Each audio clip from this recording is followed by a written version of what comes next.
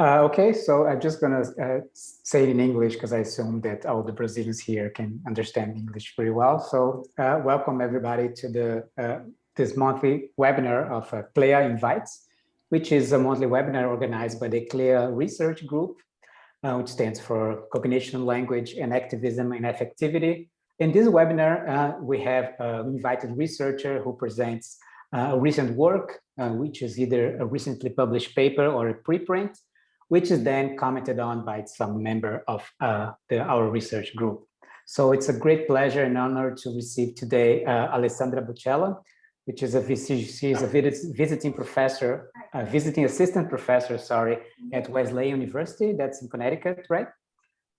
And she obtained her PhD in philosophy from the University of Pittsburgh, and her research interests concern, broadly speaking, enactive embodied approaches to perception, cognition, and experience. So today she'll talk to us about a paper that's been published in Synthese in 2020 called Enactivism and the Problem of Perceptual Presence. So for those who are interested in knowing more about her views, you can look for the paper online, or as well as check out her website. I'll put it here on the chat so you can see what else she's been working on. Okay, so just to clarify things a bit, so this is how we're going to structure this webinar. Alessandra will have at most 45 minutes for her presentation. And then we'll have 10 minutes of commentaries by Andrea Ba. And then Alessandra can have like 5, maybe 10 minutes maximum for her replies. And then we'll open for questions from the audience. So if you want to ask a question, just write it on the chat and then I'll call you in order that I receive the questions. Okay, so welcome, Alessandra. Thank you for being here and presenting your work to us. So you go ahead. Okay, well, first of all, thank you so much for inviting me. I'm really excited about this. I'm really excited to see new faces and talk to all of you. I think Marcos is the only one that I've met in person, actually. Hi, because he was visiting Pittsburgh at some point when I was a grad student there. One thing I should say before I start, just because, you know, politics, I'm sure my bosses would be happy if I say it, but right now I'm not a Wesleyan anymore. I am about to start a postdoc as a position that's called Presidential Fellowship at Chapman University, which is in Southern California, which is where I am right now. Also, my cat is like trying to attack the screen. So sometimes you might see a furry tail like this. I'm sorry. I'll try to, she usually comes down after a few minutes that she hears me talk, but usually at the beginning, she's annoying. But anyway, I'm gonna share my screen and we can get started. Okay, let's see. Can you all see the slides? Yes, yes. Great. Okay. So as Felipe already said, this is the paper that I've recently published. And so I assume many of you probably already read it or skimmed it or at least know what it is about. So I think I'm gonna try and sort of give a pretty rough overview. I'm not gonna go into a lot of detail, and then more detail can be probably brought up during our discussion. So I wanna try and minimize the way I present my stuff, and then I'd rather dedicate time to having conversation, a dialogue and a back and forth with you all about the paper. So here we go. First things first, a little bit of terminology. So this paper is about sensory motor enactivism. What is sensory motor enactivism? Well, here's an attempt at a definition. The view according to which perception is a skillful activity that reveals the world over time through bodily exploration and the practical knowledge of sensory motor contingencies. What are these sensory motor contingencies? Well, this term is supposed to capture how a certain objects perspectival aspects, so how the object looks from our current point of view, will change according to how I move around it or with respect to it. So take an ordinary 3D object, like, I don't know, a tomato or a table. It has a particular sensory motor profile in the sense that perceivers can, by moving around and in a way exploring this object, they can collect knowledge of these sensory motor contingencies. So they're gonna sort of learn how the object behaves shape-wise as they move around it. And then this paper is also about perceptual presence. So this is the particular experience of the mind-independent world and the objects that supposedly make it up as right here, immediately available for thought, for action. It's this pretty specific experience of having the world right there for you. The world just shows up in your conscious experience.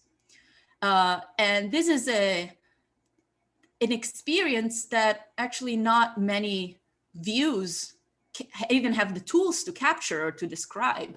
Sensory motor enactivism is one of those views, probably the view that I consider the best equipped to capture what this perceptual presence actually means, and also to explain why it's so important and it's so crucial to perception in general. So in particular, I'm going to focus on Alva Noe, who is probably the most famous at this point sensory motor enactivist. And he claims, he's the one that brings up this notion of perceptual presence and sort of articulates it into more specific terms.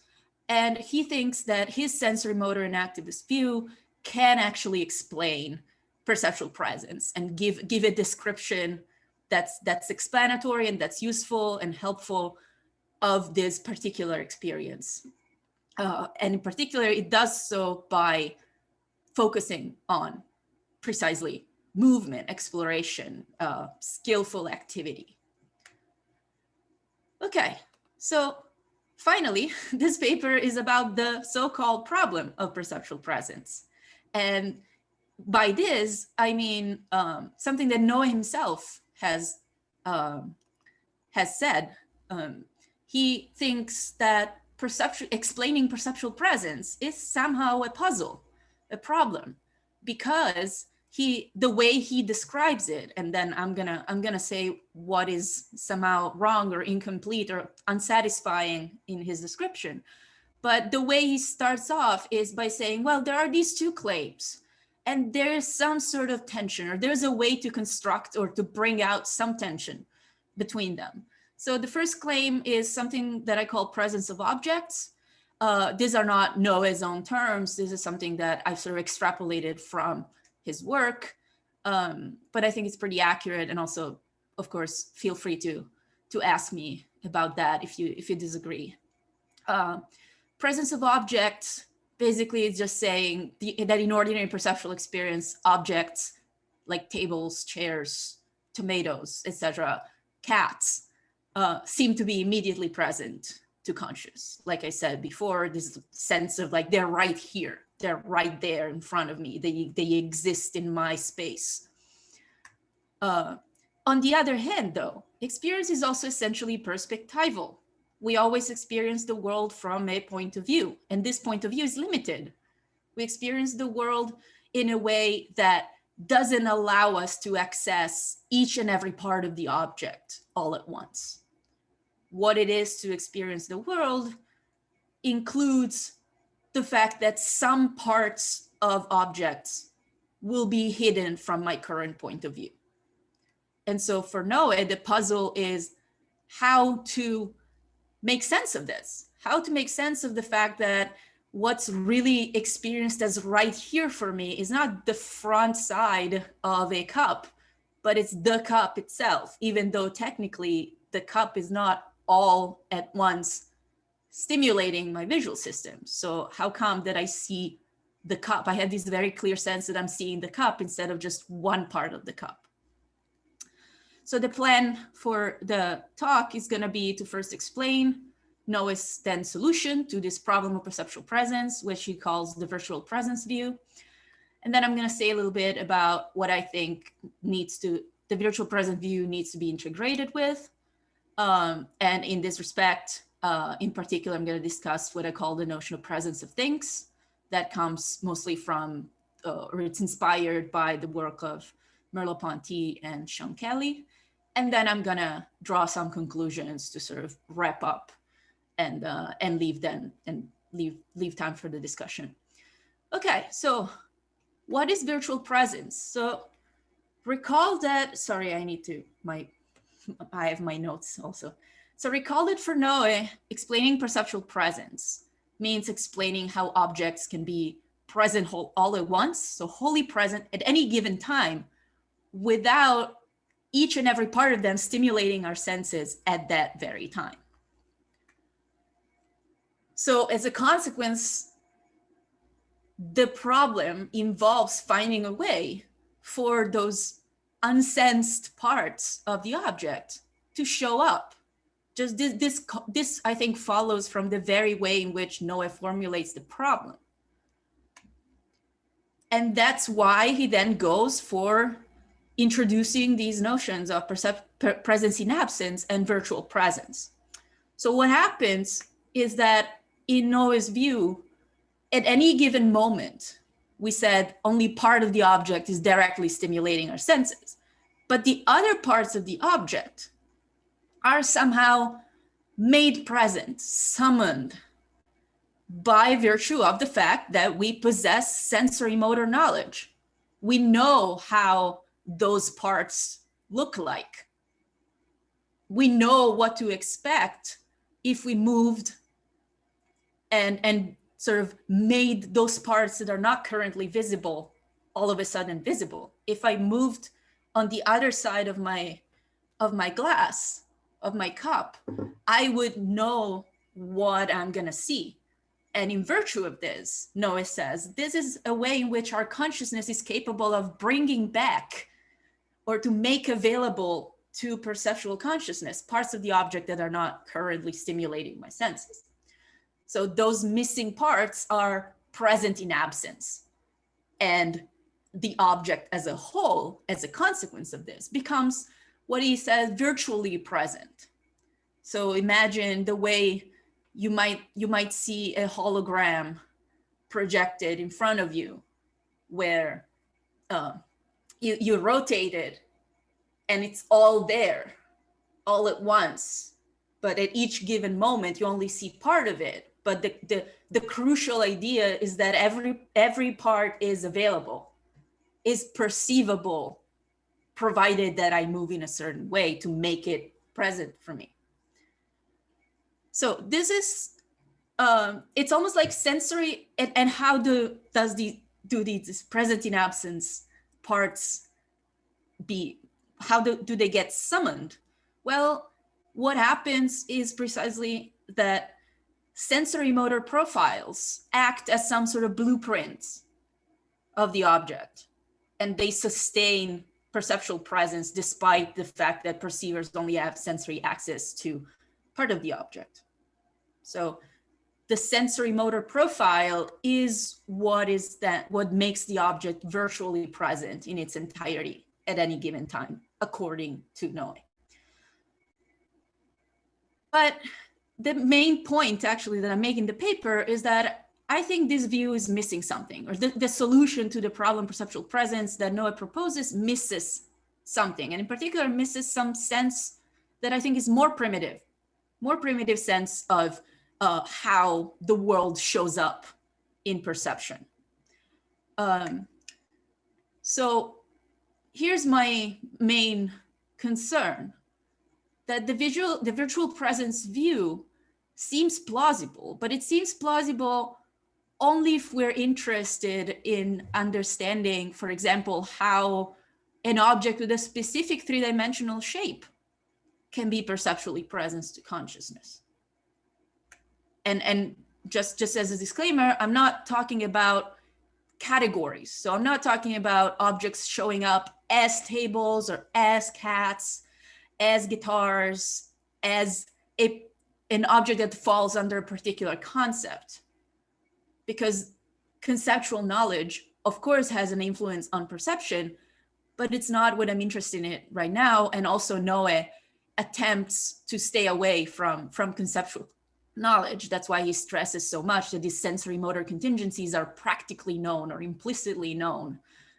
He's really trying to stay away from whatever intellectual contribution, even though arguably you might say it doesn't succeed in doing so. So the difference that I'm trying to bring out is sensory motor contingencies seem to be a good tool to explain how basically from a single point of view, we can still have an experience of the present of the world as three-dimensional. But there is something else. There is a different kind of experience of presence, or at least that's what I argue, that makes still the world present, even though it's something that, or an object, even though we don't really know that object. Maybe we haven't seen it before. Maybe we really don't know what lies behind, what the backside of this object looks like. But nonetheless, I think, and this is just a purely phenomenological observation on my part, it seems weird to say that an object that we wouldn't know how to, complete in its entirety at any given time is not in this, sorry, my cat is being annoying, is not perceptually present. I enter a new space, a new environment, maybe with objects that I've never seen before. Nonetheless, I don't have the feeling that I am, in a fake environment made of cardboard profiles of things. I still have a sense that those are objects and they are real in the world, just like me, and that I can explore them if I want to. But I don't know what this exploration is going to result in. While for Noe, it looks like the very notion of sensory motor contingency entails that you must possess that knowledge, or at least some sort of expectation about what you're going to find when you start exploring the object. Okay.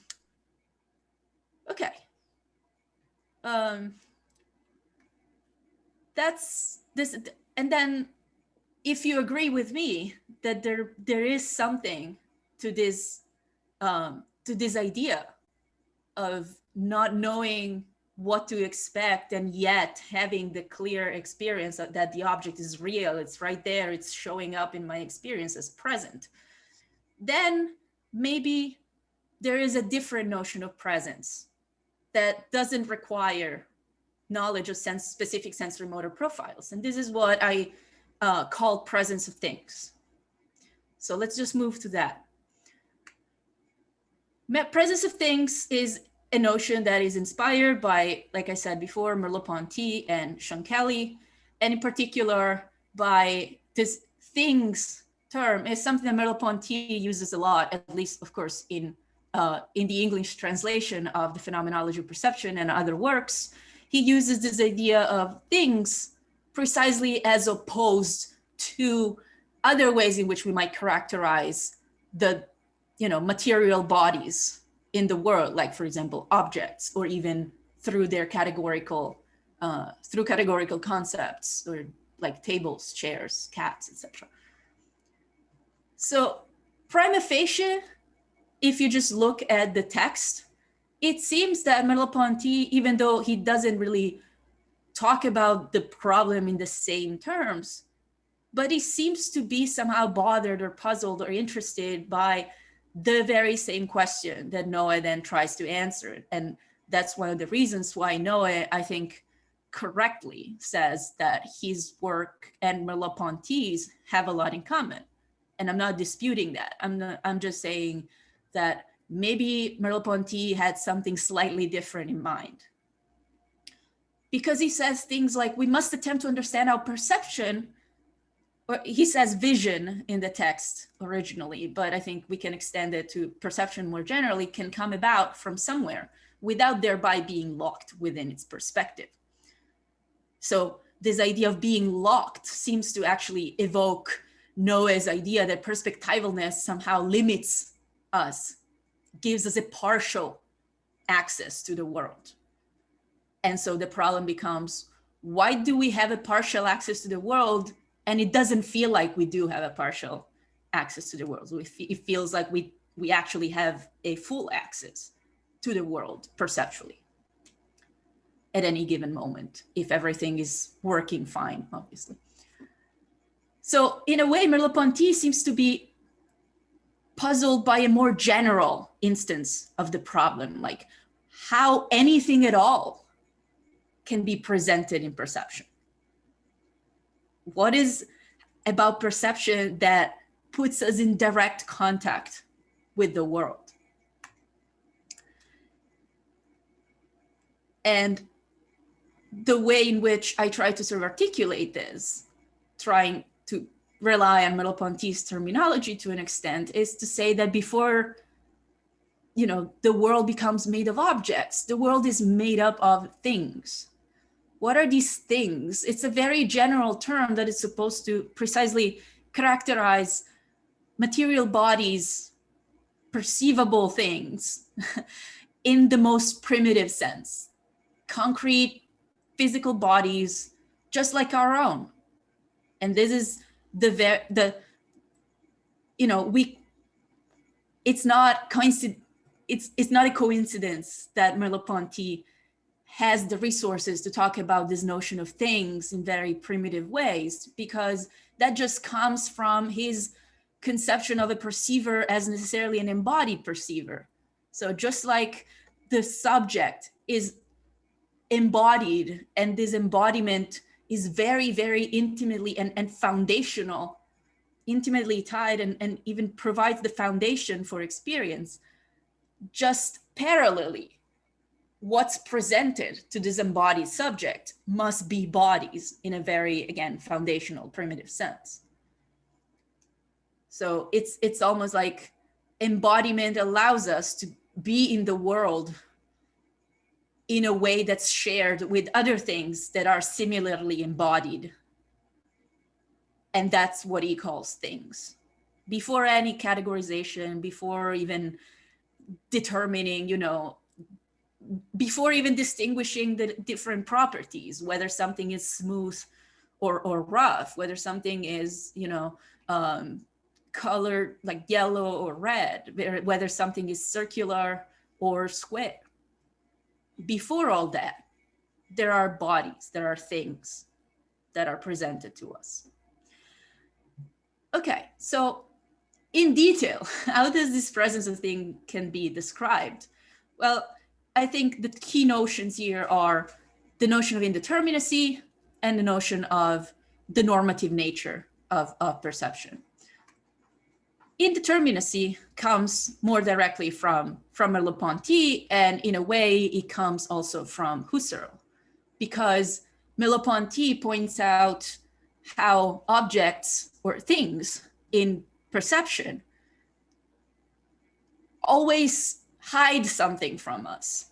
Our experience, at least in most immediate sense, is of objects being open, as hiding something, as being unsaturated or indeterminate. The view of the objects is not fully determinate at any point, precisely because we come from a perspective. So there's something that is not currently given to us. And we don't necessarily know what this thing which this part that is not given to us looks like. And that's what makes it indeterminate.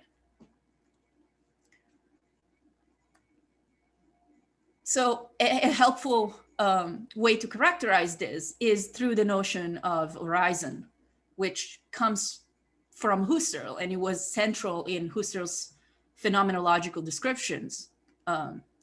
He has two notions, inner and outer horizon. Here are two pictures that sort of help me characterize what he mean, what Husserl and Merleau-Ponty kind of consequently means by horizon, and why this notion of horizon helps us understand the notion of indeterminacy in turn.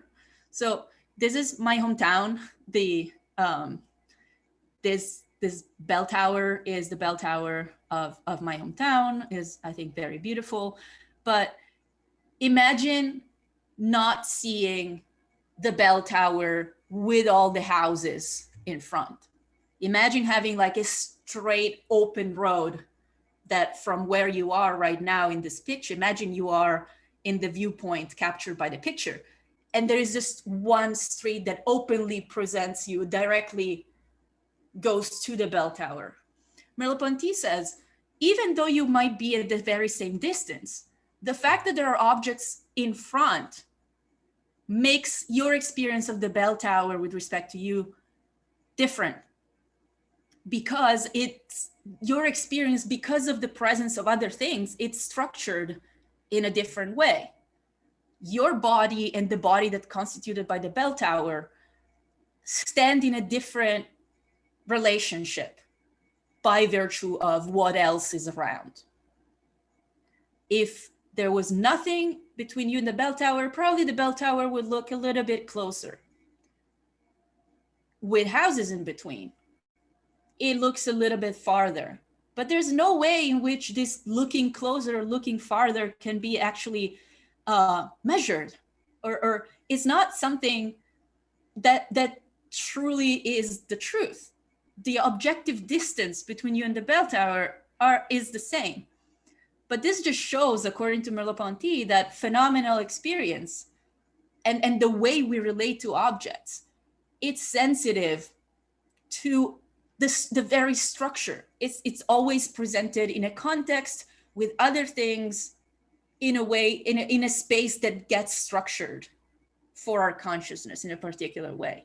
This is what Husserl called inner horizon, the way in which different objects in a scene influence each other with respect to how the subject perceives them or considers himself in touch with them.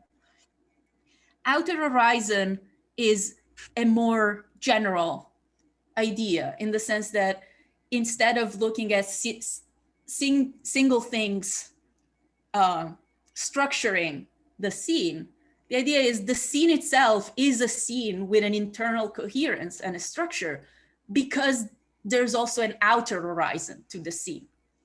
So take this scenic view of the Monte Rosa, which is one of the biggest mountains in Italy, in the Italian Alps, and how, in a way, this view is structured the way it is because we know that there's something beyond the mountain, beyond the Monte Rosa, that the land continues behind it, even though it's not seen. And in virtue of that, we can then interpret, if you want, our experience just naturally interprets all these different layers as layers of land that are coming closer and closer. So the structure is only possible thanks to the fact that the very way in which the scene looks like grants or shows that there is something beyond it. But again, you don't know what's beyond it. You just know that it's there. The fact that it's there is clearly part of your experience, or at least this is what Merleau-Ponty argues. But it's present in an indeterminate way. Though things show up insofar as they show up as hiding something in an unsaturated, indeterminate way. Indeterminacy is present in the sense that it plays a positive role in this way in which our experience is structured. Indeterminacy of single objects, the incompleteness of the single objects, the inner horizon, the incompleteness of the scene as a whole, the outer horizon. Those are fundamental components or aspects of perceptual presence. And I think they can be captured by the notion of presence of things, but not by the notion of virtual presence. Okay, the second, and then I'll be done soon. So the second notion that I think helps with articulating presence of things is this normativity that Sean Kelly argues is present in perception, or perception relies upon. So perception, he says, has a normative nature. The activity of experiencing the world is not random, is not directionless, but rather it has a specific goal. We don't just, start, like, wake up and start exploring the world in random directions. No, there are certain things in the experience itself that invite us to explore it in particular ways, in a particular direction. Stupid example, but if you see a mountain in front of you, you want to know what's behind the mountain. You're not invited to, lift the mountain and see what's under it. It's just not what exploring the mountain looks like for you. There is something in the experience of the mountain that makes it clear that the way to know more about the mountain for you is not to go under it, but to go around it. At least, given the context. Maybe you are a geologist who wants to study the rocks, or you want to build a tunnel. Those are different kinds of experience then is steered by other needs. But if the need or the goal is just to know what that mountain looks like, the most natural thing to do would be to just go around it and see what the other side, first and foremost. And Sean Kelly, again, relying on Merleau-Ponty, seems to say this invitation to explore in a specific way is part of the experience. And in particular, is part of the role played by indeterminacy. Maybe is the main role played by indeterminacy. He has a quote, I didn't put it in the slides, and I don't remember if I put it in the paper, but he says, our experiences simply don't like to be unclear, to be indeterminate, to have something that hides. Although this fact that they hide something is a condition for the experience to be an experience at all. So there is this constant tension between wanting to reduce the indeterminacy and indeterminacy being necessarily part of experience. If we could reduce the indeterminacy at the point that there's nothing that's hidden anymore, we would have a God's eye view. At that point, perspectivalness would be eliminated, and essentially we wouldn't be perceiving anymore. It would be something else, but not perception. Kelly has different examples of how this normativity shows up. For example, he talks about colors and how, in a way, perceiving a color in non-ideal lighting conditions, whatever that means, just is perceiving, feeling some sort of pull towards improving your view one way or another. You might not know exactly how much more light you would need to see this color more clearly. But if you're given a tool to adjust the illumination, by trial and error, you would just naturally go in one direction or the other of a certain amount or the other until you're satisfied about, okay, now I'm seeing the color for what it is. Now the illumination is okay, is good. I have a better view now. Same with like when you adjust the telescope or any sort of lens for clarity to make the view more sharp. Even with your phone, when you try to take a picture, you tap it so that it puts the right things in focus and other things can remain blurry. But the idea is, depending on what you want to focus on, you're not satisfied until that thing is as detailed as possible, as clear as possible for you to experience. So to conclude, how does all this integrate Noah's account Noah's notion of virtual presence and the sensory motor enactivists in general. So first, I would say the notion of indeterminacy as is a necessary component of perceptual experience offers us a way to capture the most primitive sense in which objects are experienced as present. The body is a thing among things, and precisely in virtue of this has the capacity to put us in touch with reality in a direct and immediate way. Second, Kelly's observation that perception has a normative nature offers us a way to ground Noah's notion of sensory motor knowledge. It can be a foundation for the notion of sensory motor knowledge because it gives us a reason or an explanation of why do we collect sensory motor knowledge in the way we do in the first place. So it clarifies the notion of sensory motor knowledge and its role within a sensory motor enactivist account more general. Sensory motor contingencies, you could say, are exactly the things that allow you to reduce indeterminacy. But at the same time, they wouldn't be possible for you to collect if you weren't experiencing indeterminacy in the first place. So this is it. This is a reminder of where you can find the paper. Thank you, everybody, for listening, and I look forward to our discussion. Well, thank you very much, Alessandra, for this great talk.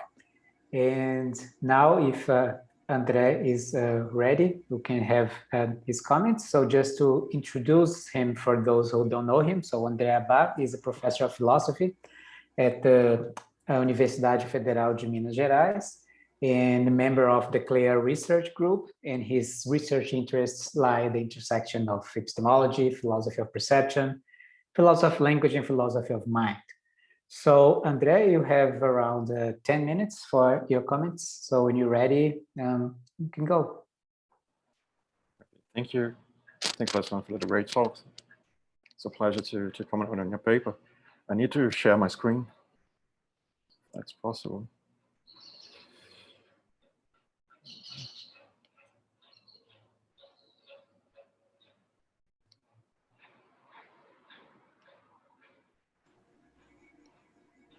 Are you co-host?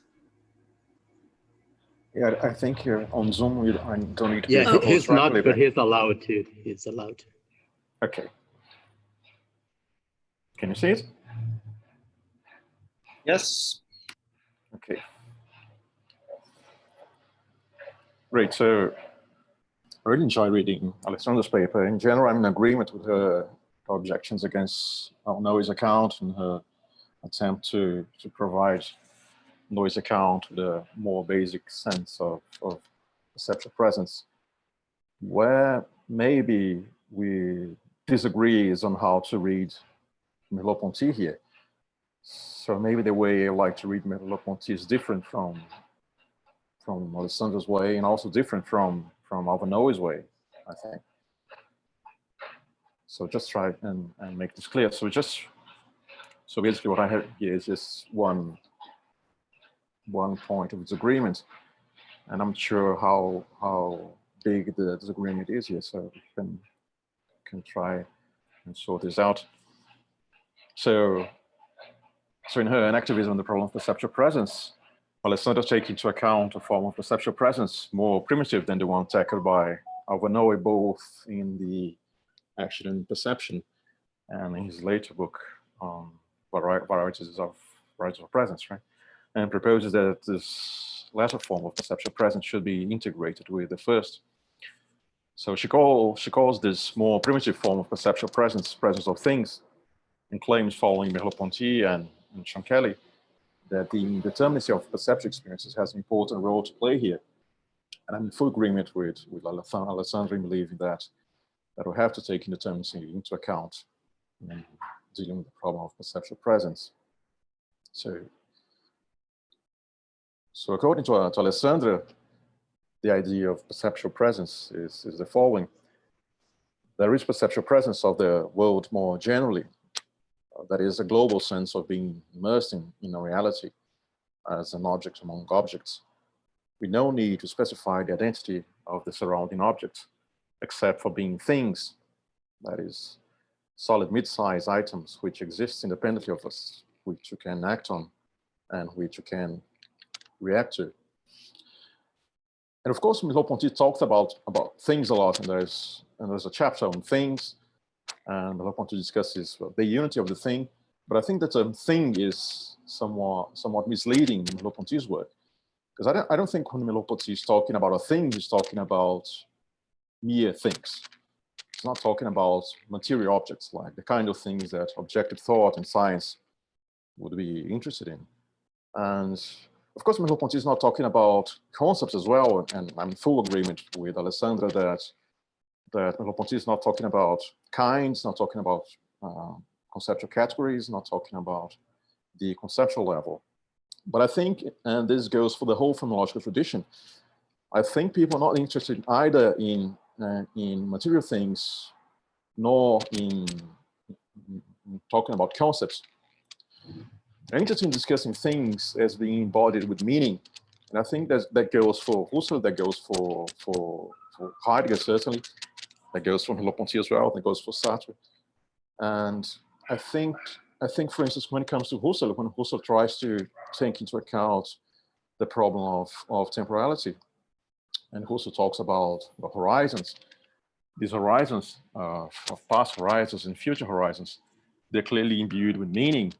What you actually retain from the past is a certain sense, Husserl says, a certain meaning. And what you anticipate is also certain senses, a certain meaning. And I think the same goes for horizons in perception. What you anticipate is a certain sense, what you anticipate is a certain meaning. But when it comes to Merleau-Ponty, these meanings are embodied meanings. So I'll just try and make this clearer with some passages from Merleau-Ponty in the Phenomenology. So basically, I think the problem of things in Merleau-Ponty is not exactly the problem Alessandra thinks it is. So I wonder, however, if there is a way of describing our perceptual engagement with the world, even at a primitive level, that someone like Merleau-Ponty would agree with. So after all, for him, perceptual experiences, they always take on meanings. That doesn't mean the perceptual experience is conceptual. I think this would be highly misleading when it comes to Merleau-Ponty. It doesn't mean that perceptual experience is also, well, non-conceptual, as we discussed it in analytic philosophy. I think perceptual experience for Merleau-Ponty is meaningful. So he says in page 18, that's from the 2002 English translation. He's here discussing with psychologists, mostly empiricist psychologists, and discussing the notion of association and the role played by association in perception. So he says, and now the sensation and images, which are supposed to be the beginning and end of all knowledge, make their appearance anywhere other than within a horizon of meaning.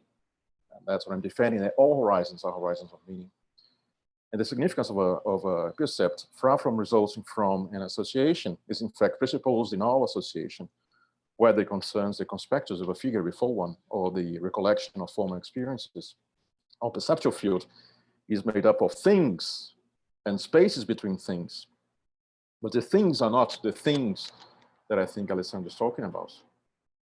The parts of a thing are not bound together by a merely external association arising from the interrelatedness observed while the object is in movement. For in the first place, I see as things, groupings which I have never seen in movement, houses, the sun, mountains, for example.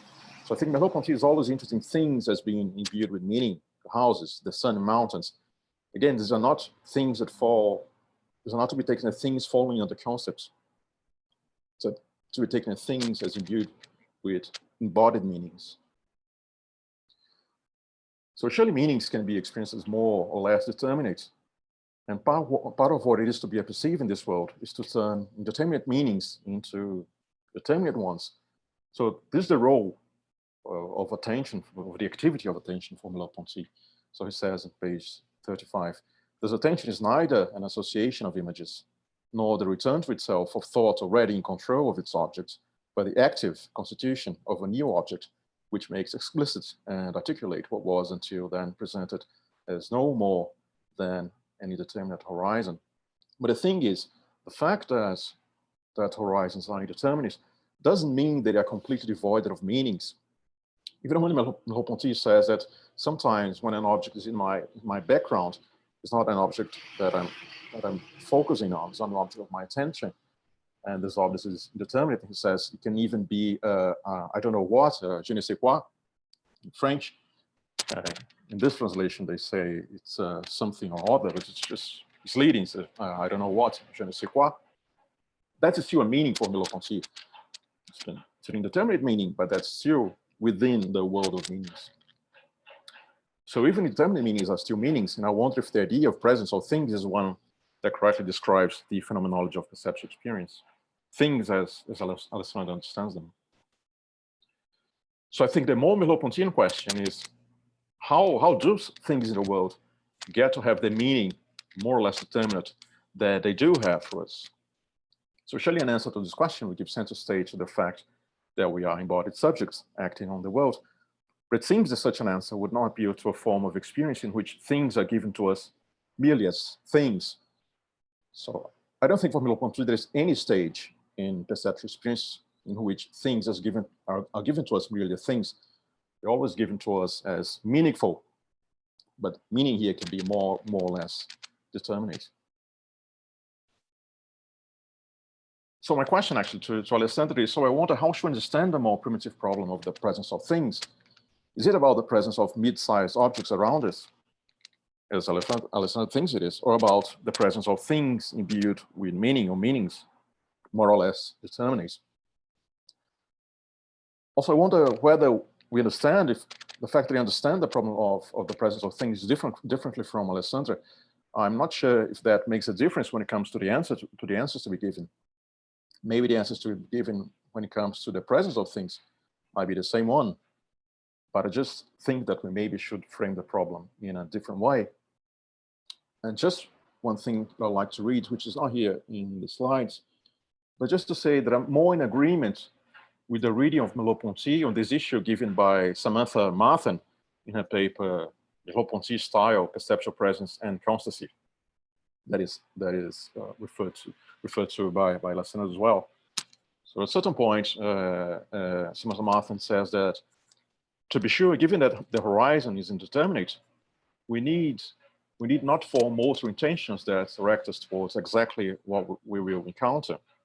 Rather, our familiarity with the object of style allow us to anticipate in a general way what we will encounter.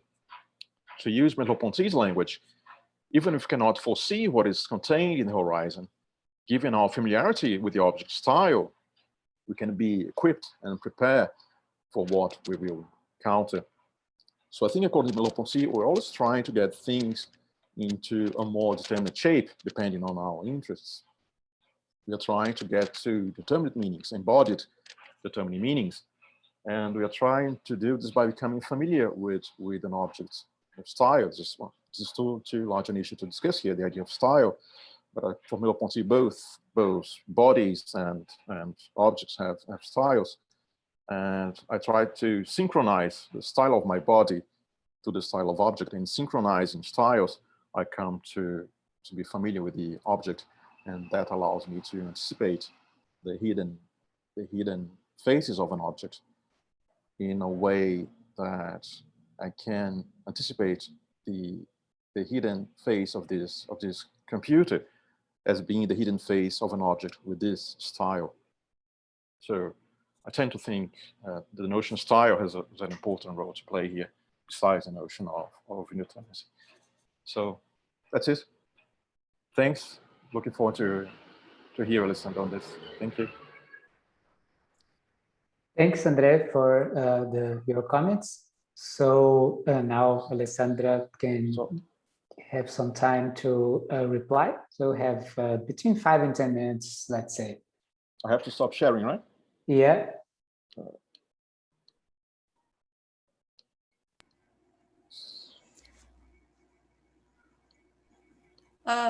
Maybe I can get started in the meantime. So thank you, Andre. This was really, really helpful.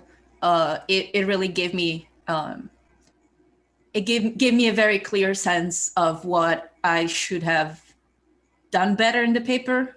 And so the paper is unfortunately already published, but maybe I'll write the new version at some point, and your comments will definitely be very helpful for that.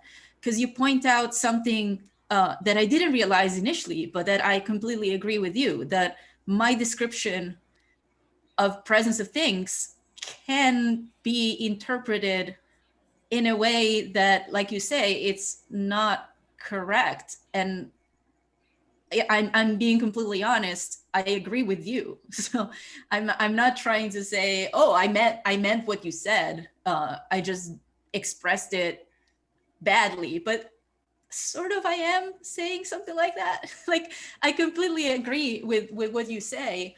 And it was most likely a bad word choice on my part that led to the interpretation of my idea of things as, you know, what you said, meaningless mid-sized bodies, the way, you know, physics it abstracts away from any sort of human centered meaning and just examines the material world for what it is in this scientific sense.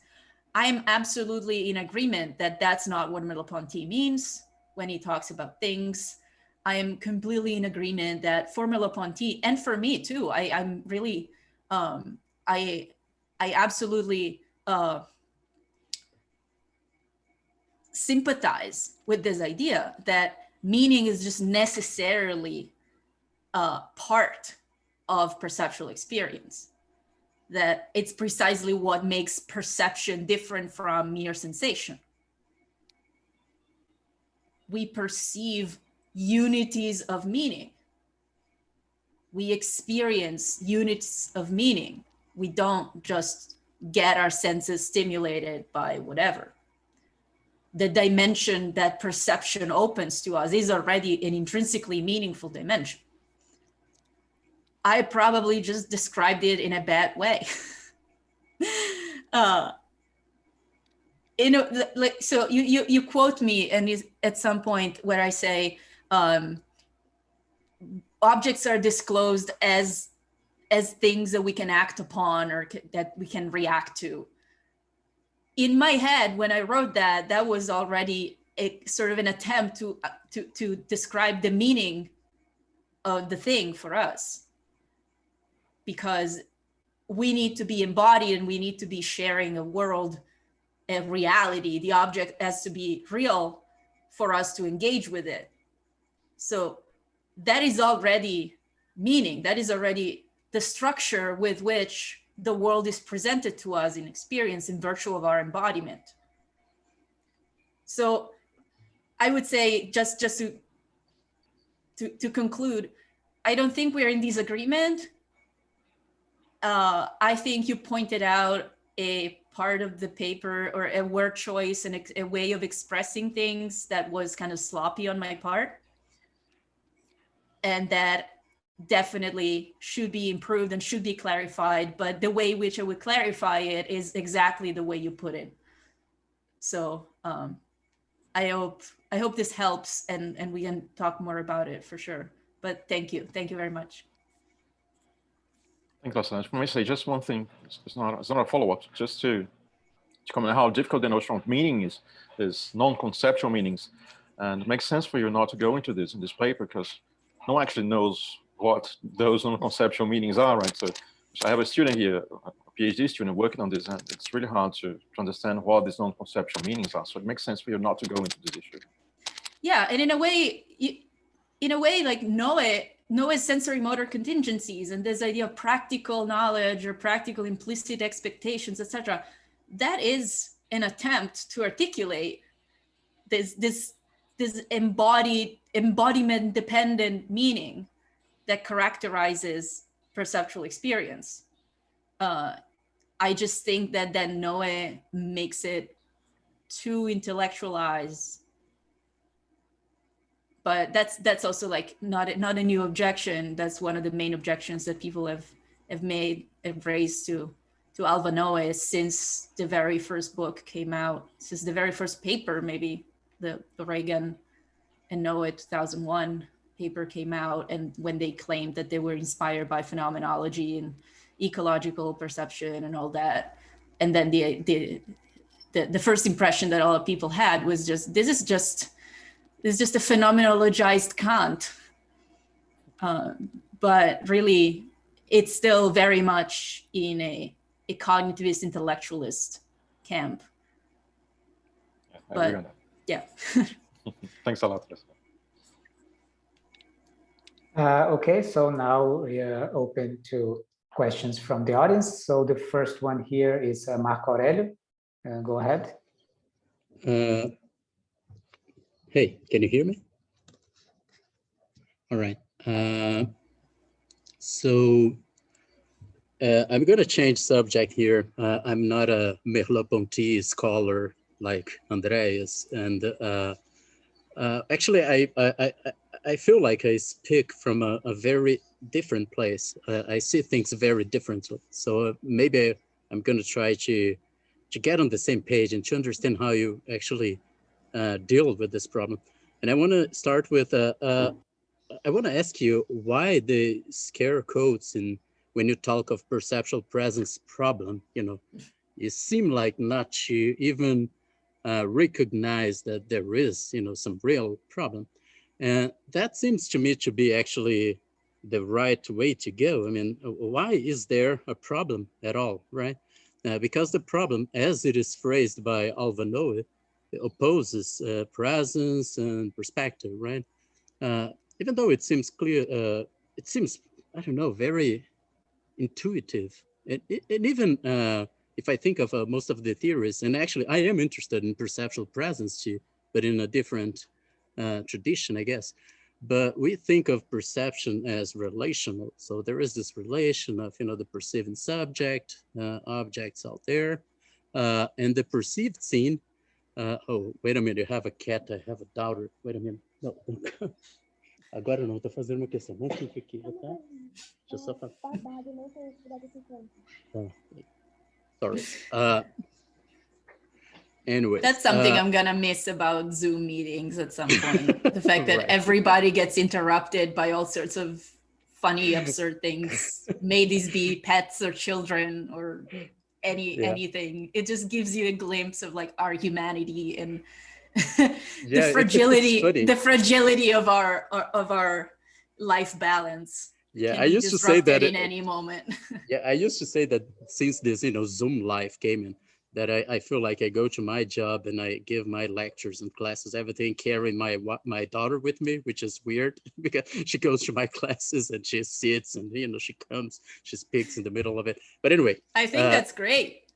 Yeah, I think there should be more kids around universities. Right.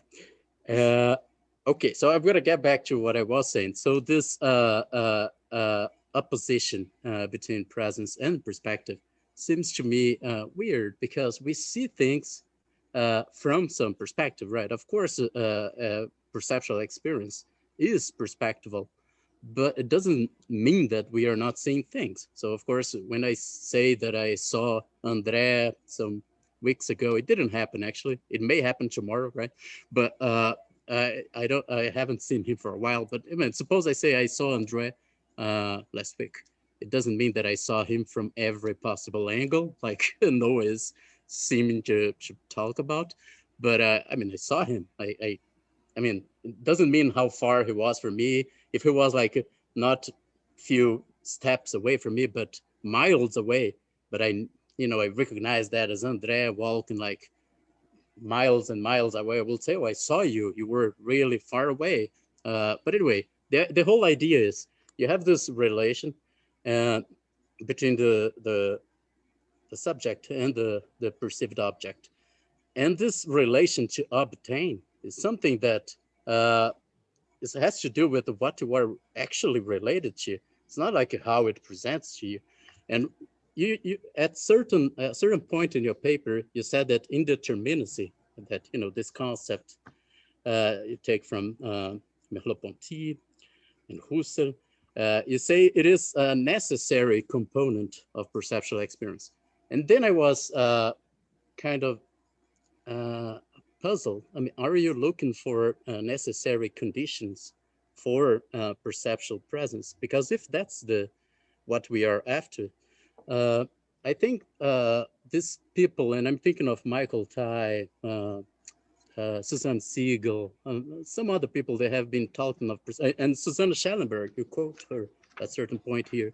When they talk of conditions, necessary conditions of perceptual presence, they think of, this singling out something as numerically distinct of others, as a thing that, is isolated or singled out from the background. And all those conditions, they seem to be what is needed to see something as a thing, in your sense, right? As a thing separated from background or other things. If you do that, that's enough to have this presence of a thing, phenomenologically speaking. It doesn't matter how much you see of it. Maybe you can't really explore it. Let's think of stars, for instance. We see stars, we can't really see the backside of it. We can't really travel all the way to see how they are on the other side. Think of the supernovas. I don't know how far they are, but we see this little dot of light. We are seeing that star, right? What I'm thinking is how much this sensory motor profile and all that stuff actually enters in the necessary conditions for perceptual presence. Because at least where I come from, we used to think of very different things, and I can't see much. Maybe I just failed to see why indeterminacy or sensory motor profile or anything that comes from this enactivist approach is going to play this necessary role, because that's a necessity claim that's too strong, right? So, I mean, I guess that's my question. I want to hear from you. Thank you, Alessandra. Yeah, great question. Thank you.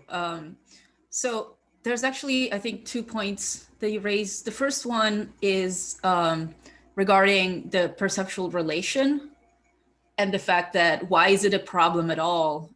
In fact, what it is to be related to the world includes the perspective, the point of view. That's just something that's ineliminable and already is included in the very idea that we're related to the world. So this is, I would probably say this sounds very much like John Campbell's view, relationalist view. So a previous version of this paper actually made a similar point. This is part of like a broader project that maybe one day I'll go back to, which is Merleau-Ponty was a naive realist, was a relationalist. And here is how to describe that. And some people have been doing this work, actually. There's a recent paper by Keith Allen at York in the UK that precisely tries to construct Merleau-Ponty as a naive realist in a slightly different sense than Campbell's. But still, there is this way of seeing things is definitely plausible, and I myself sympathize with it. An earlier version of the paper indeed was, and that's why I maintained the scare quotes, because my main point was like, it's not even a problem. The fact that it's characterized as a problem is the problem, in a way, in the sense that these two claims have an apparent tension, but the tension always comes out if you understand these claims, presence of things and perspectivalness, in a certain specific way. That is the way Noe understands them. So you might even say, like, Noe sets up the terms of the debate in a way that just naturally leads to his view. It's kind of cheating. It's like you're constructing a problem that is a problem only for you, and that's why you are the only one with a solution, right? That is definitely part of what was bothering me at the very beginning about Noe and how he addresses perceptual presence. But then, you go through peer review and you get suggestions by reviewers. And the main suggestion that I got was, don't be so confrontational with Noe, try to be more conciliatory and focus. So this the idea of putting the issue in terms of Noah's notion is plausible, but needs something else to be integrated with, was sort of a way to go around the issue of just not straight up saying this is a false problem, Noah has it all wrong. The very idea is just mistaken or misformulated or something like that. I didn't want to do that. My reviewers didn't want me to do that. So that's the compromise that I found somehow. But in principle, I absolutely agree with you that just hold on a minute. I mean, which kind of philosophy journal is asking people to be less confrontational? I mean, I'm just wondering now. I mean, but anyway, because Noe, I think my impression is that there's also a lot of disagreement about how to interpret Noah's view itself. So some people would even say, you and Noah are perfectly in agreement. There's nothing that you say that Noah wouldn't 100% subscribe to. And I would be like, yeah, sure, but he doesn't say it. So when I say something and then the person says, oh yeah, I agree with you, that is totally fine. And I would be happy. But I mean, in this case, if Alva Noah would, know my work and agree with it. But also the problem is that he hasn't really talked about this in a long time.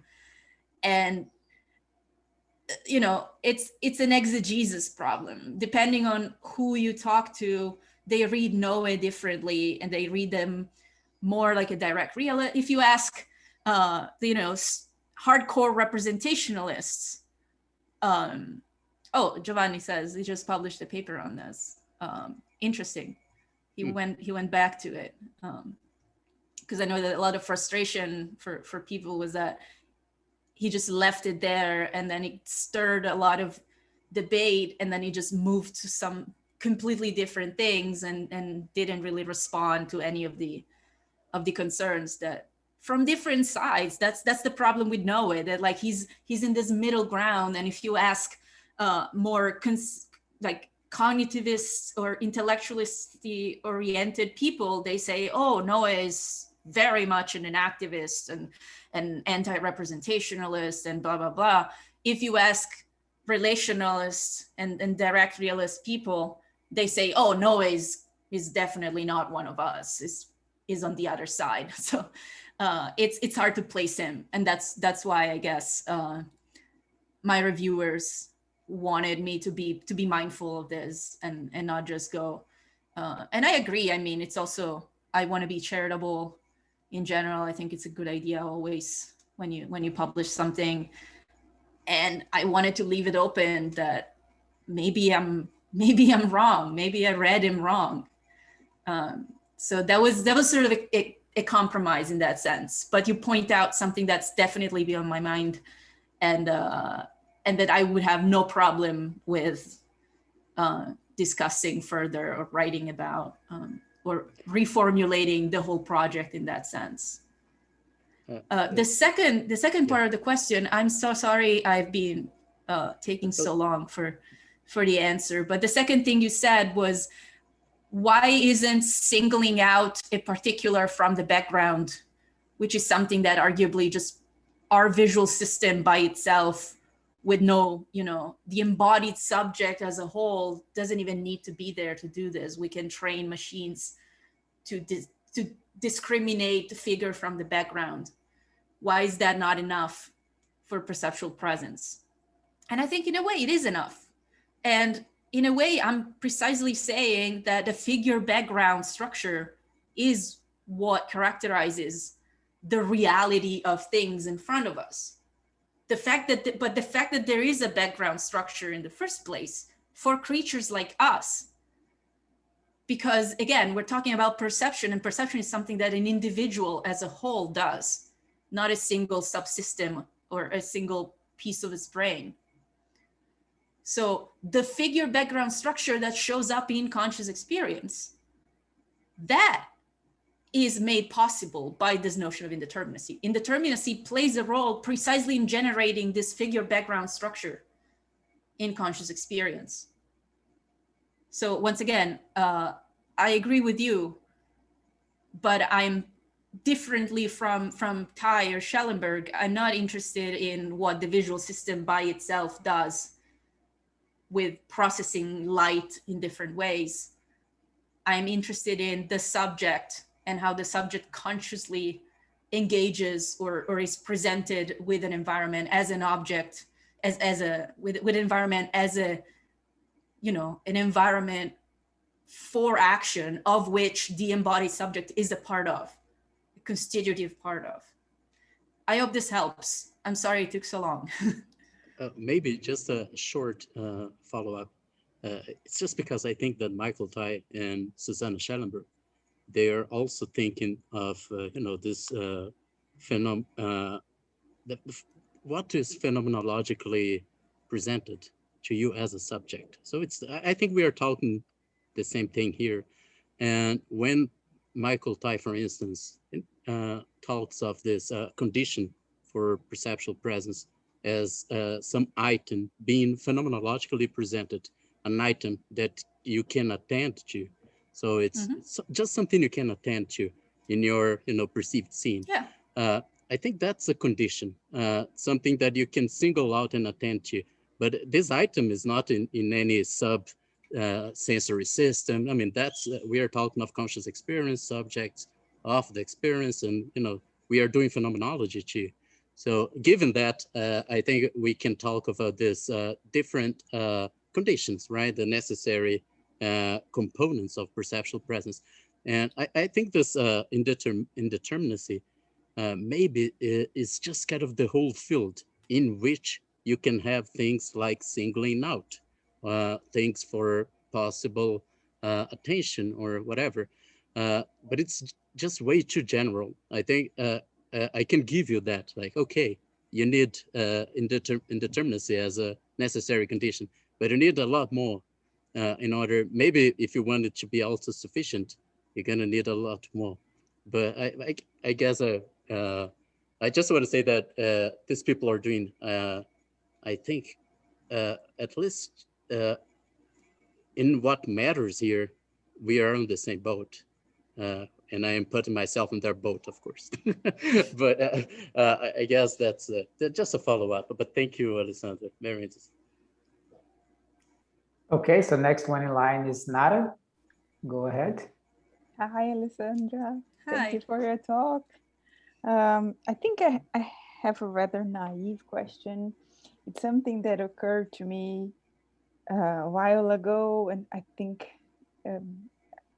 sometimes that I had a little contact with Noah's work, but maybe it's naive because I didn't go deeper into his work, and that's why I'm just letting you know in advance. But this occurred to me again during your talk, and I would like to hear from you about that. You raised two aspects that could help us to articulate the presence of things, right? The structures and horizons, and then there are two kinds of horizons there, and the normativity. So my question is that if in those in one of the ideas of a horizon, the smaller one, if this includes a notion of, let's say, light information reflecting on an object, because every time I think about this sensor motor contingencies and profiles, and I just imagine a few experiences that I had trying to draw. And I mean, if you're not if you don't have talent to draw, which is my case, you just realize that you're never gonna do anything similar on paper of what you're looking at, right? And there are all this shadow information there that is absolutely relevant, even if you're drawing a ball with no background at all, with the pencil. And also if you imagine an object and you take a light and and you do this with the light, and you see the differences in the reflection on the object, there is so much information there that, Absolutely. yeah.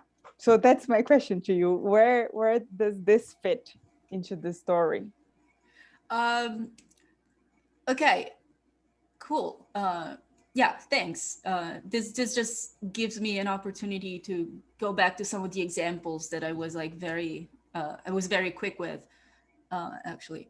So I would say it goes probably more into the normativity, or at least Sean Kelly is the one that talks more explicitly about those kind of cases. Although Noah himself talks about them, he has precisely this part of the problem of perceptual presence for him is also, he puts it sometimes in this different terminology, that perception has two contents at the same time. It has a perspective dependent content and then, perspective independent content, just in the way in which, a painter is capable of both seeing the scene in front of them as any perceiver would, but then when he takes up the painter attitude, it sees it as a perfectly arranged composition of colors, lights and shadows, etc., etc. And that's what usually the painter then focuses on in order to reproduce the scene, or picture the scene, depict the scene.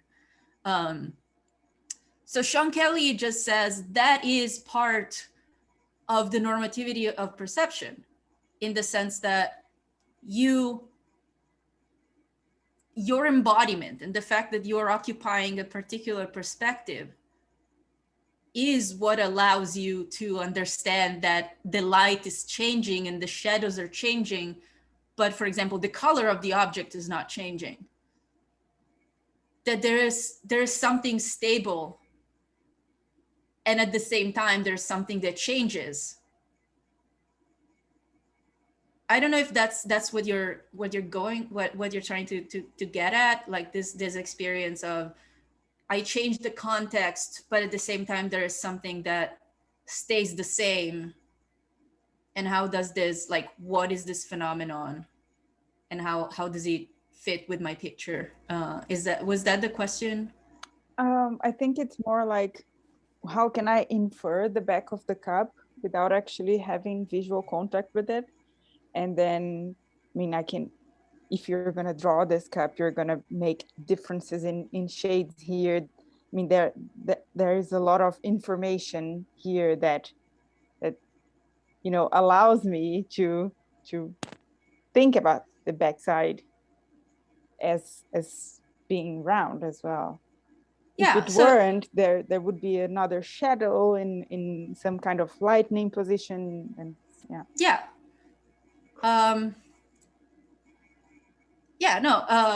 That is part of of the way in which indeterminacy contributes to also perception having this normative pull or power for us, in the sense that those shadows precisely are the evidence that something is influencing your current experience, even though you don't know what that something is, but you know it's there, because otherwise, like you said, your experience wouldn't be the way it is. For example, with shadows, if instead of a 3-dimensional cup, you only had a 2-dimensional picture of a cup in front of you to then draw, it would be different.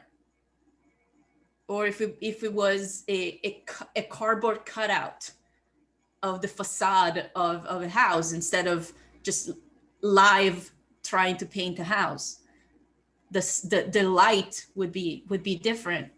So Sean Kelly uses exactly this example to say the contribution of the light, for example, for color perception, but you could say the same thing for shape perception when you consider the role of shadows and different angles in which light can hit a surface. But the role of light is precisely this indeterminate contributor that you can't really isolate itself, but is an important source of cues that influence what then ends up being perceptually present for you.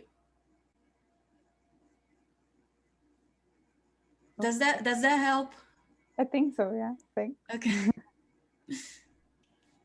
Okay, so as we wait for further questions, I think I'll ask you a question.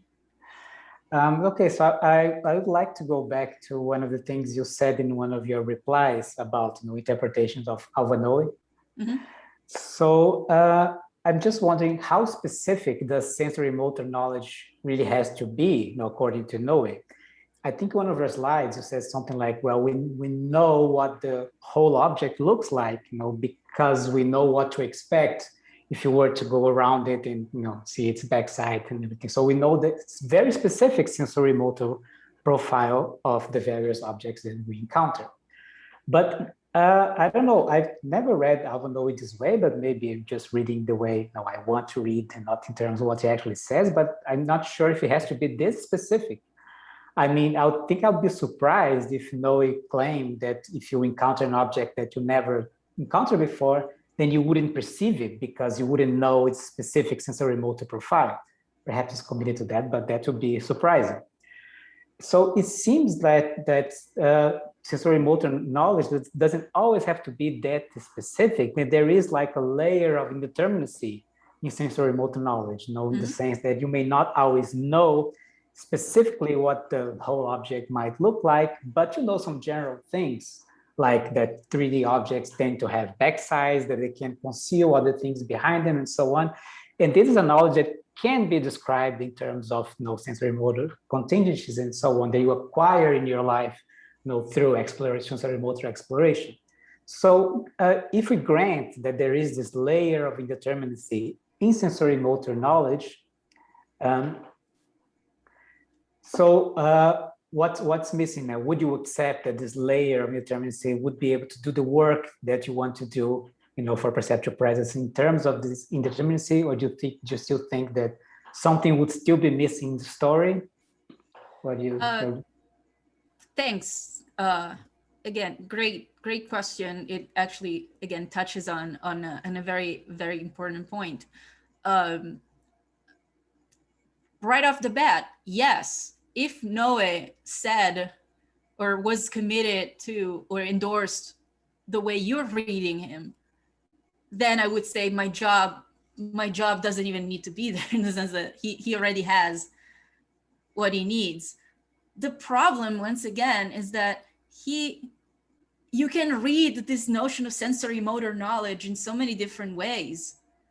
And maybe the recent paper, I'll definitely check it out, sort of tries to clarify this a little bit more. But the problem with the sensory motor knowledge was precisely that it really, the way he puts it in writing, it really sounds like it needs to be pretty specific, because he has this notion of perspectival aspect, and then perspectival aspect and movement generate these patterns of sensory motor contingencies, et cetera. So it's not as specific as you might think. It's like a series of counterfactuals of that express, it's almost like an infinite disjunction of counterfactuals that tell you exactly for each and possible movement of my body, each and every possible perspective or perspectival aspect that I'm gonna see. That is definitely not what Noah has in mind. That would be obviously kind of crazy. And that's how he tries to stay away from that kind of interpretation when he says this knowledge is implicit, this knowledge is practical, this knowledge can be captured in terms of expectations, but they're, again, implicit practical expectations. He uses this terminology, but then he doesn't really, it leaves it open what that's supposed to mean exactly. So in a very charitable way, you could even think what he means is exactly what I'm saying he should mean, or like what he means is exactly this very unspecified sense that something needs completion. But at that point, then I wonder, why does he take perceptual presence to be a problem in the first place? Because kind of the consequence, the implication of taking a view like mine might say, like I was telling Marco Aurelio earlier, that it ends up not being a problem because that's just how we come into this world, and we start exploring and we start just immediately registering how our body and the world interact. It's just how it happens. From even in the womb, we move and we sort of start collecting, you might think, sensory motor knowledge about how our body relates to our surroundings. So that's puzzling. I honestly don't know. I would love to talk to Noah about this, and if he agrees with me, great. Then we can just say his notion of sensory motor contingencies could be also explained in these slightly different terms, instead of saying this is a different notion that he's not on board with. The truth is, I don't know what Noah thinks mostly on this. It's up to how I interpreted him and how I decided to sort of put together my ideas with his. But there's many ways in which you could do this, honestly. So just clarification questions. So regardless of what Noe says, you wouldn't object to description of this more primitive perceptual presence in sensory motor terms, because at some point when I was reading the paper, I had the impression that it's like, no, this has nothing to do with. This is before sensory motor exploration, like it's a condition for you to explore things. So my question is, would you be okay with the description of this primitive notion of perceptual presence in sensory motor terms, or do you still want to hold that this before sensory motor exploration? I think both. And the way in which I say it's before sensory motor exploration is more of a logical priority thing than it, maybe physical priority thing. The sensory motor system of human beings, the fact that sensation and actively generated movement are coordinated in certain ways, and this coordination is very much part of how we experience the world, that is just there. That is just a fact about the human body. So it's not that indeterminacy and all this fancy stuff has to be there for the sensory motor patterns to be accessible. So if these sensory motor patterns are nothing specific, it's just like the general capacity to collect sensory motor patterns, that just means to me, that just means the capacity to use my body to explore the world, which in turn means I am being responsive to the invitations to explore that the world presents it to me. And how does the world present those to me? Through its indeterminacy, through the fact that it clearly feels like there is more to be seen. It's presented as open because of my perspective.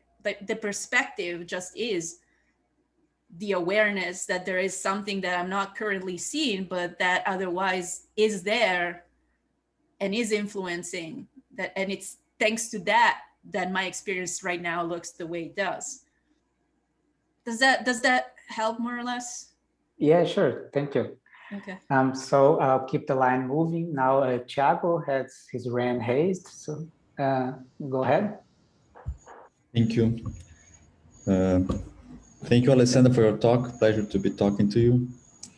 Listening to you, I thought of Noe's remarks on the works of art of Richard Serra, right? He has a paper on that, a 2000 paper on that.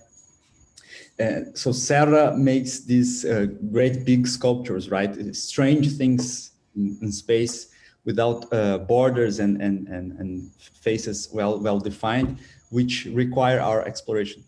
I need to Google it. Sorry. Okay, good. let me just find an example. I don't have it in mind right now. Richard Serra sculpture. Wait, sorry, no, that's not this. Oh, my iPad is so slow. I'm sorry. I got this. But anyway, go ahead with your question. Okay, yeah. Meanwhile, Serra, American artist. I think he's alive, contemporary artist. He makes steel big sculptures, kind of tilted with strange formats and shapes. Ooh, okay. And orientations. And listening to you, it seemed to me that they're exactly the kind of thing about which we don't have a sensory motor profile already given, right? Because they're so strange. Nevertheless, they invite us to explore them, to get to know them. Now, this kind of experience with works by Serra and others is not the same kind of experience for as finding something for which we don't have the sensory motor profile for at night, in the dark, etc.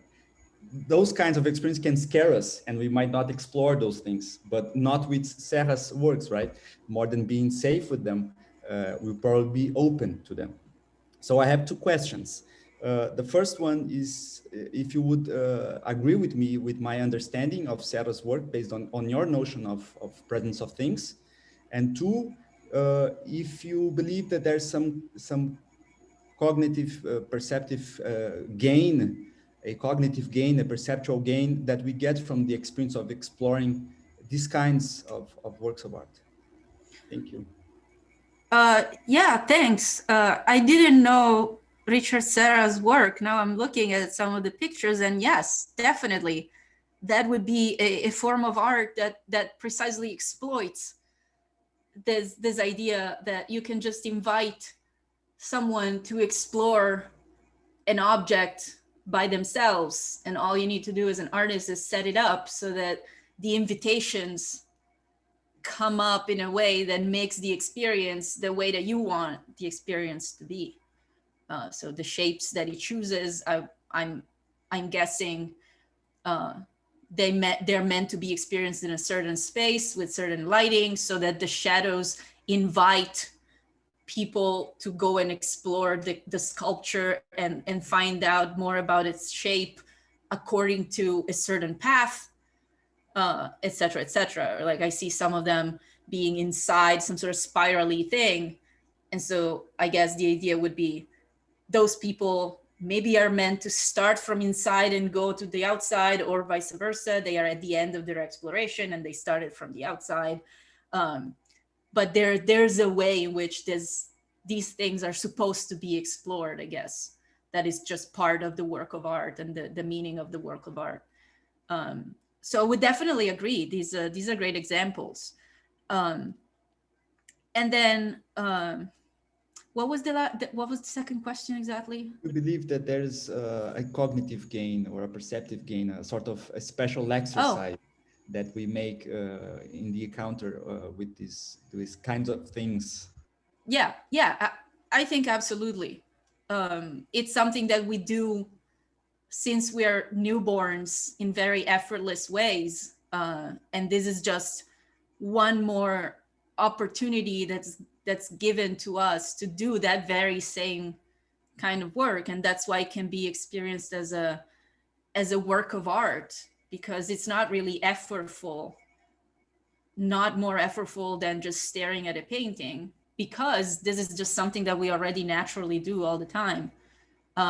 So if by gain you just mean something that can be truly enjoyable and that, you know, it's easily comprehensible and like fits with our way of being in the world, then absolutely, yes. It's not very different from, you know, a toddler that learns how to walk and starts exploring. That's why they bump their head everywhere, right? And you need to make sure that you have the sharp edges smoothen out, because they go everywhere. Wherever they're invited and they see a space, they go in there to just see what it's like. So yeah, I would say this is just a way to reproduce that experience for adults that clearly don't remember what that was like as infants. Nice. Thank you very much. Thank you, Alessandra. Okay, so next question is from Samara. Go ahead. Thank you for your presentation. My question is in direction of commentary of André, because I was thinking about symbolic function in Merleau-Ponty and access of the world, and maybe we continue in this conversation, we will arrive in invisible and visible, but of Merleau-Ponty and flash of the world, but I didn't read this, but now I'm reading Aristotle, and I think in Merleau-Ponty, when I was beginning to try to research about symbolic function, but this is very, you know, when you talk embodying meanings, and I don't know, I think he talked about formal, like forms in Aristotle. I don't know, I this correlation, but I see when Marco say about Susanna Schellenberg, I don't know the name, Schellenberg. Yeah, like this. Schellenberg. Yeah, that's it. And we arrive in something like a particularism, semantical, perceptual, you know, like this. It involves semantical particularism. And I was thinking studying this in my PhD too, but I think it's very, you know, this is a challenge when you think about perception and semantics and embodied things. And I see in Aristotle and the movements and animator things is different, like André say, when you see houses or, you know, different objects, you talk about things, but you need to distinguish what things is this, because when you, the flash of the word, the animator thinks it's different exploration. I don't know, I was talking about this. And I think the Merleau-Ponty anticipation, this anticipation is different of different things. You understand? And you put different values in different things. It's like this. I'm clear or not? I'm not sure I fully Okay, get I'm what trying your my question best. is.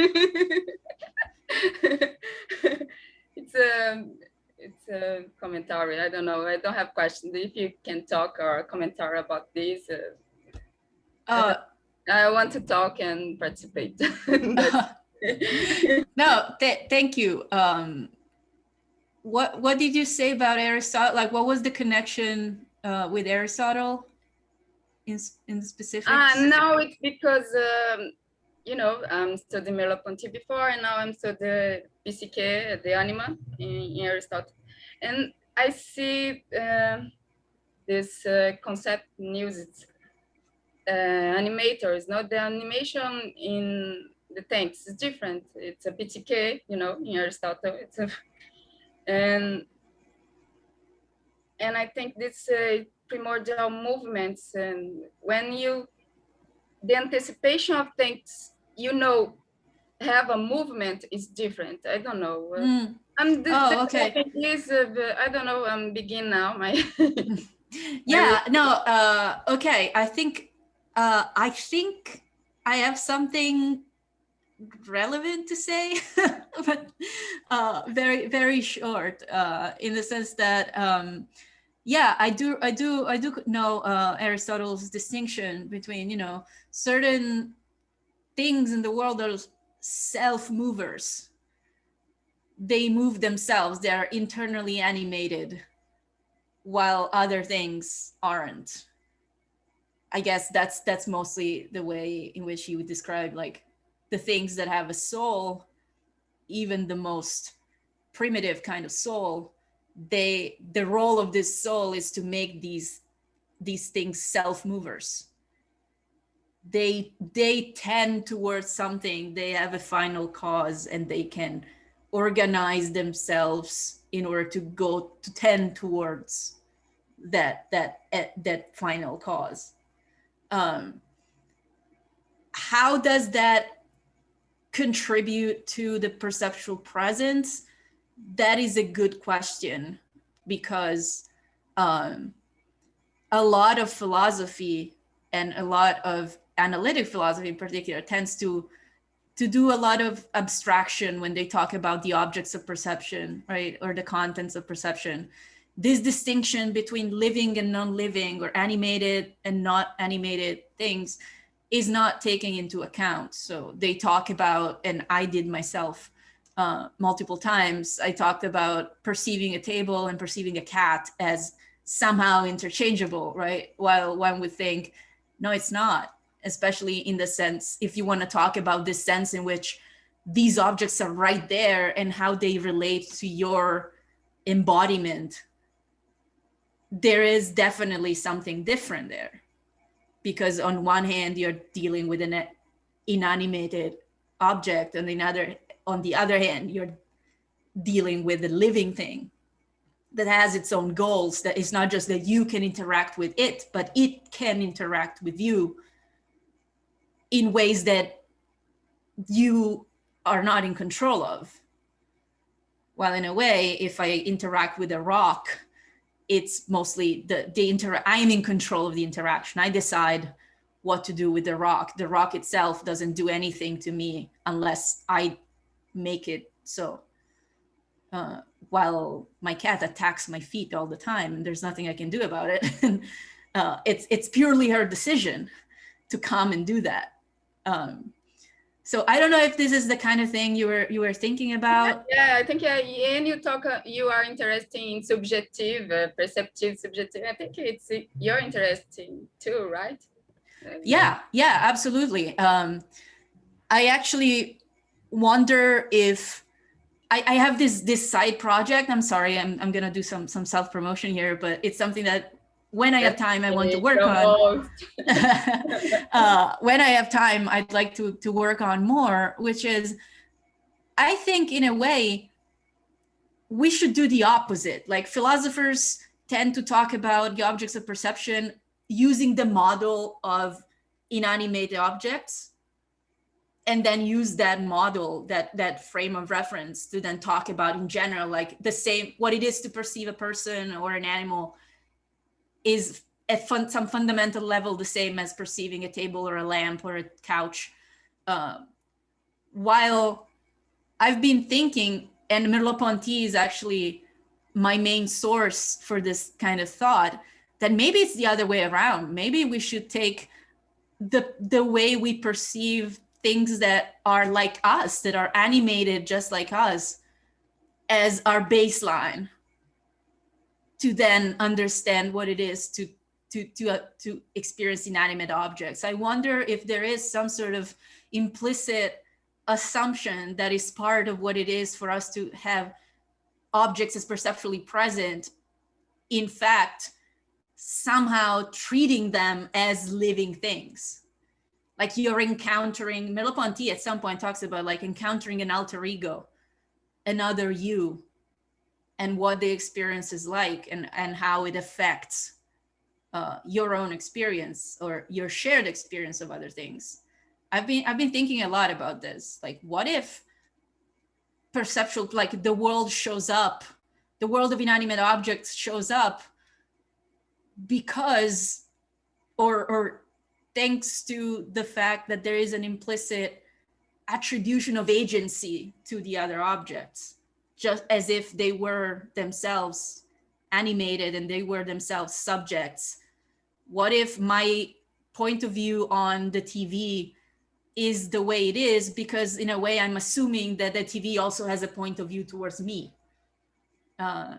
It's still very foggy and confused, but Merleau-Ponty himself at some point talks in terms of like, we play with objects, we engage in a playful relationship with objects. I wonder if that has something to do with you know, making them into something that we are directly familiar with, which is another us. You know, think about, as kids, we tend to anthropomorphize everything, right? Children's stories have make humanoids out of everything. You have cars that speak and sing and have eyes and mouths and houses, and everything has a human, you know, it's attributed a human-like essence. Flash the word. Yeah. Yeah, he anticipates something about love and, you know, the values of or people and your desire, you know, will, it's different relation with the person. Yeah, there's a whole it's more imaginary. a whole bunch of research in the Enactivists camp. I don't know if you guys heard of Anne de Jaeger. She's in the Basque countries. She works with Ezequiel Di Paulo, and she has this great paper, I think, called "Loving and Knowing," where she talks about letting be as a way of, you know, the most primitive way in which we can experience, we experience the world as made of things that we can let be, and the way to know them is to let them be. And this letting be seems to rely a lot on some sort of assumption of identity, of agency, of internal animation that we project on inanimate objects too. Like, you know, how do you love? She says, loving and knowing share a core, and in order, so to know an object maybe has a lot to do with knowing a person, or it's not that different. And if you take knowing a person as something that has a lot in common with loving the person, then you end up with loving an object. What does it mean to love an object? Well, maybe you can just love something that has a soul. And so you're implicitly attributing a soul to other things. The moment you make them knowable, you experience them as something knowable, something real for you. Maybe that just is seeing them as potentially animated themselves. I don't know. Now I'm just flying high in the speculations, but I don't know. It's fun. Thanks for. Amazing. I love it. Okay, we still have some minutes left, so I'll continue the queue with Marco Aurelio has a follow-up.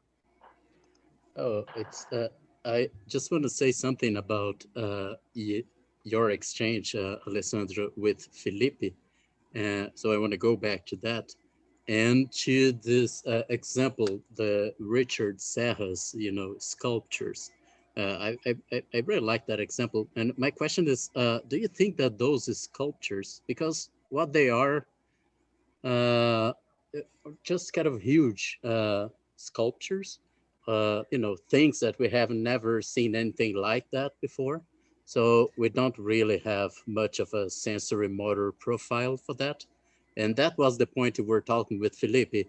What's your criticism of Alva Noah's approach? Because it seems that Alva asks for specific profiles for specific things, so that you're capable of seeing as, you know, as a thing.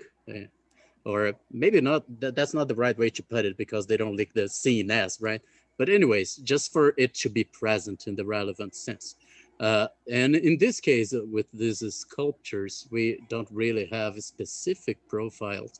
So do you think that those sculptures, they exemplify what you have against Noah? Or maybe you want to show Noah's these pictures and ask him, like, how do we see them, right? Do we see them as, are they present to us as things? How can that be, right? Do you think that's a good example to be used, or in a question to Alvin Noah? Absolutely. And some, I don't remember who, but we said already here that he has a paper where he mentions these works, and I would be curious to see what he says, because that would help a lot in terms of seeing how big the gap is between me and Noe. So because if he says, I missed that part. So Alva Noah referred himself to these sculptures in one of his writings, the most recent one. Yeah. Oh, I didn't. Apparently, or not in the most recent one. I don't know. Someone, the person who first brought up this artist, I think he's gone now. But the reason why he brought it up in the first place was that Noe is an example that Noe himself discusses. I haven't come across the discussion, but it seems to me like if he's capable of, if I like what he says about these kind of examples, that would be evidence that maybe we're not as far apart.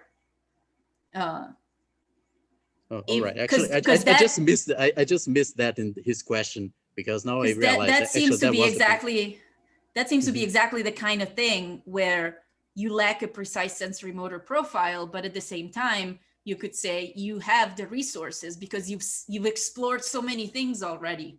You have the resources, and maybe you're doing it through some light and shadow cues that Nara was talking about, in terms of like, where do I go first?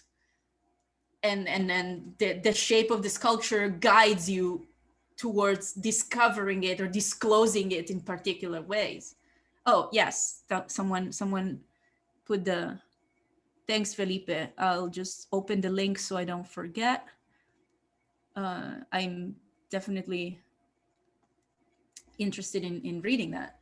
But yeah, it seems like that is exactly one of the cases in which it would be absurd for Noah to claim that we don't perceive something unless we have precise sensory motor contingencies at our disposal. Okay, unless he says something that we just reuse the ones that are close enough, that something we've experienced before that is close enough to what we think we're experiencing now, and in a way like we just reuse some of these knowledge. That also could be an answer, but honestly, I don't know. Yeah, sure. We have to check this out, right? Read his paper. But now I just wonder if he brought up this himself, he's probably going to go along Felipe's line, and he's going to go like, oh, people say I would have problems with things like this, but actually no. Oh, I'm sure. This or that. Probably that's what he's doing. I'm sure that's what it is, and that's why throughout the review process, like I said, figuring out exactly what Noah says is a problem. Like, we should ask Noah. I don't know, maybe Noah was among my reviewers. It could have been. I don't know, but definitely he has the tools to come closer to me. And that was like the ecumenical interpretation of what I'm doing in the paper, that like, I'm just pointing something out that you probably already know and already agree with, but you could be more explicit about it or something like that. That would be like the most charitable. And an example like this seems to be the perfect case for him to say, no, what I mean is actually very similar to what you call presence of things. Okay, so I guess the last question of the day is Eros. Go ahead. Are you muted, Eros? No, he's not muted. It just doesn't work, I think. Yes. Okay. Thank you very much, Alessandra, for your presentation and discussion.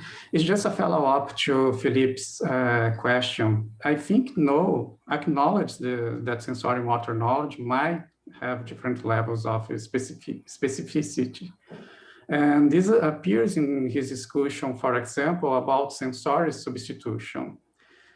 In the case of tactile vision, sensory substitution, the sensory motor contingencies that we have in this case, they are similar to the sensory motor contingencies in vision, but they are not exactly the same.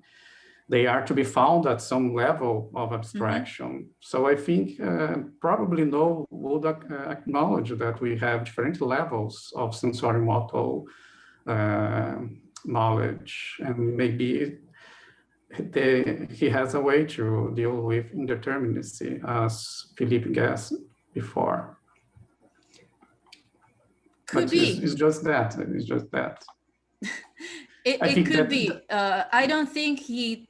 That's the thing. I think notions like indeterminacy and the normative nature, especially for someone who explicitly says, I want to follow the footprints of people like Merleau-Ponty.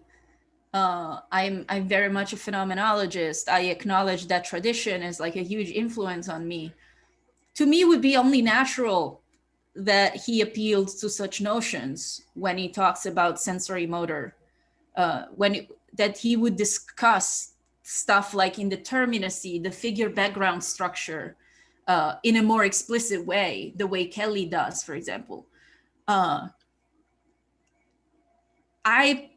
My sense is that because he also wanted his book to be more of a cognitive science book, he talks about a lot of empirical experiments and empirical cases, and talks about the brain and studies in psychology.